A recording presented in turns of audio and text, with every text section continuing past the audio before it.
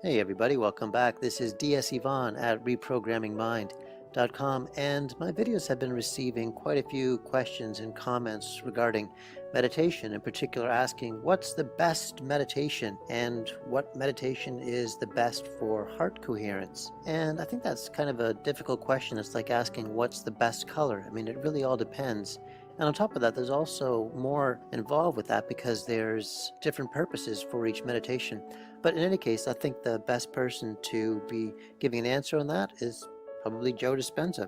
So, Dr. Joe Dispenza, what is the best meditation? What's the best one for heart coherence? Well, I don't subscribe to any particular practice of meditation that goes along with tradition or culture or religion. I take what works from a scientific standpoint. And so we have several different meditations that we do use. And those meditations are designed specifically for a person to get beyond themselves. And then once they get beyond themselves, to begin to change the way they think and to change the way they feel. So we probably have, I don't know, maybe 25 different meditations that are designed to create more coherence in the brain, to create more coherence in the heart, to create a new future, to signal new genes in new ways. To change a belief or a perception, to tune into a possibility that already exists in the quantum field, to activate the pineal gland. I mean, we just have a lot of different meditations, but I don't subscribe to any one particular belief or traditional practice, because I just take, for the most part, what works, and I just keep building a model from it. So I think if you just go to the website and you check it out, you'll probably come across one that will fit for you. All right, terrific. Now, another question that comes up a lot is how long does it take to change? And I've had comments talking about people who've been meditating for quite some time and they haven't received results yet, and they're still frustrated about that lack of results.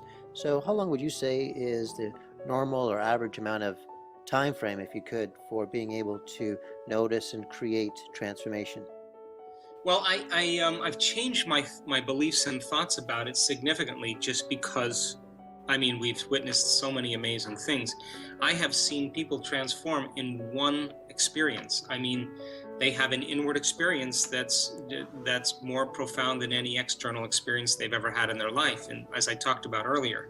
So there's a lot of variables. I think new neural pathways can be created in 21 days. I think they can be created in a short amount of time, and sometimes it takes a longer amount of time. Hell, it's taken me sometimes months to be able to change something about myself, because it requires how present you are, how well you can regulate and change your brainwaves, how long you meditate, your focus and your concentration, it just your downright ability to be able to sustain a state. So there's so many variables involved that it's difficult to lock in a time frame.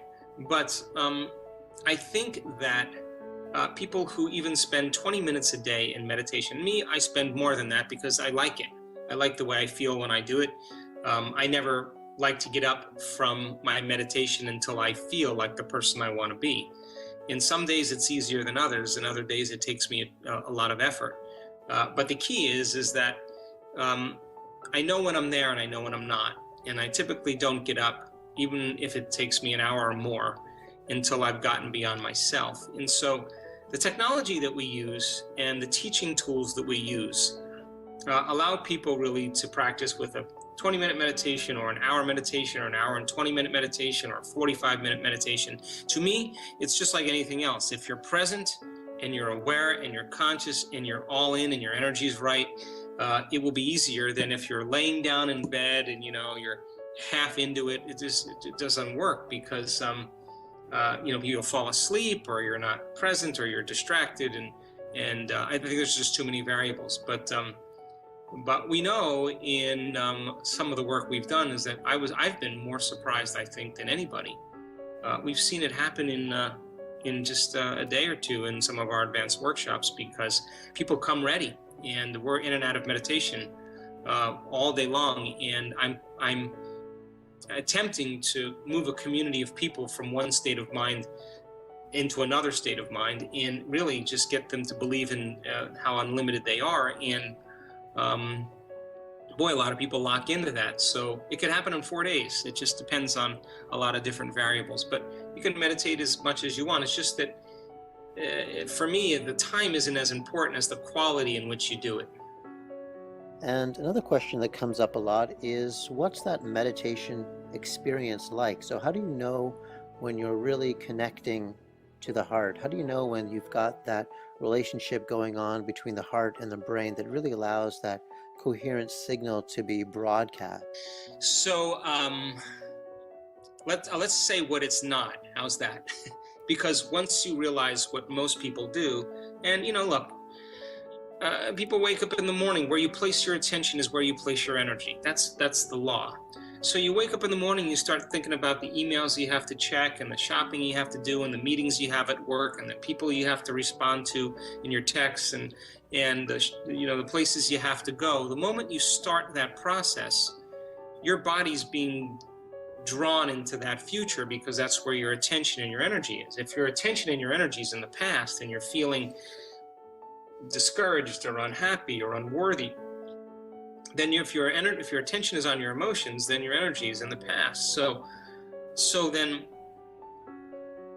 finding the sweet spot of the generous present moment is a labor that requires you becoming conscious of when you're not present.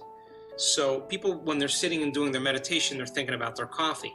When they're drinking their coffee, they're thinking about their shower. When they're in the shower, they're thinking about what they're going to get dressed, what they're going to wear. When they're getting dressed, they're thinking about the emails they have to check. When they're driving to work, they're thinking about, the things they have to do at work. When they're at work, they're thinking about vacation. When they're on vacation, they're thinking about work. No one's ever in the present moment. So when you connect to the present moment, you will forget that you have a body. You won't have any attention on your body. You won't be emotional. You won't be frustrated. You won't be wanting to get up and do anything. You won't be caught up in an analytical cycle. And the distinction between when you're there and when you're not is the practice in and of itself. So you can only talk around that concept because you have to actually practice it enough times. So I know when I'm not present.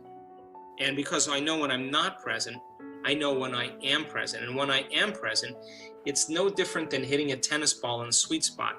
I'm relaxed, I'm poised, I'm connected, my breathing's slowed down, I'm feeling whole, I'm feeling empowered, I'm feeling joyful, I'm feeling free. And that's the moment my body finally relaxes into the present moment. So then when it starts thinking about where it has to go or what it has to do, and I become aware of it and I return it back to the present moment, I'm tempering the animal. I'm tempering the body.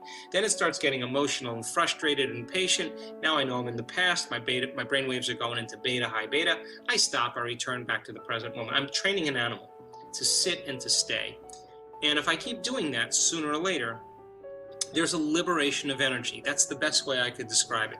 We go from particle to wave. We go from matter to energy. And when that occurs, you feel less separate and more connected to something bigger than you. And the side effect of that is that wholeness that I'm talking about.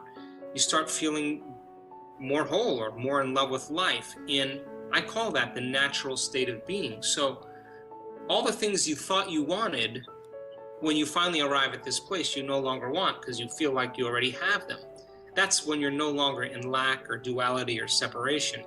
So I think it's something that we talk around, and I think the application of doing it enough times causes us to know when we're there and when we're not. And I think, many people, they don't want to work that hard to find the present moment. And so because they don't work that hard for it, they're not really present. And it's a skill. The more you practice it, the better you get at it. And if where you place your attention is where you place your energy, and you have a lot of attention in the present moment, you have a lot of energy in the present moment. You have a lot of energy in the present moment, then you got a lot of energy to heal. You got a lot of energy to create a new future. You have a lot of energy for a mystical experience. And we've measured the energy field around people's bodies. And of course, they're emitting more information. They're emitting more light. They're they're more wave, they're more energy and less matter. And of course, they feel more alive, they feel more vital, they feel more free. It's just that elevated state that I think words limit to some degree.